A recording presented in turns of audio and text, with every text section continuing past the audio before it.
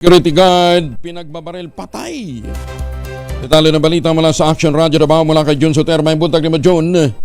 Mayong buntag usab ko yang Angel, dead on arrival sa Southern Philippines Medical Center o SPMC, ang isang 59 anyos na security guard matapos itong pagbabarilin sa hindi nakilalag mga salarin noong hating gabi Abril 20, 2025 sa Purok 47 San Roque, Bangkal, Davao City. Sa investigasyon ng kapulisan, kinilala ang biktima na si alias Ferdi, security guard at residente ng SIR New Matina, Davao City. Ayon sa kasamaang gwardya ng biktima, nakarinig siya ng ilang putok na baril bandang alas 12:50 ng hating gabi at nang puntahan niya ay nakita niya si alias Ferdi na duguan at may mga tama na baril habang nakahandusay sa duyan, kaya kaagad siyang humingi ng tulong sa kapulisan. Dumating din ang isa pang testigo at sinabi sa mga otoridad na may dalawang lalaking sakay ng motorsiklo at lumapit sa kinaroroonan ng biktima at bumaba ang angkas sabay pinagbabaril ang biktima. Nakuha sa pinangyarihan ng krimen ang 12 empty shell ng 9mm na baril. Sa ngayon, patuloy pang investigasyon ng kapulisan kung ano ang motibo sa krimen habang nagpatuloy ang hot pursuit operation ng kapulisan laban sa riding tandem suspect. Ito si Jun Soter para sa DZRH. Una sa Pilipinas, una sa Pilipino.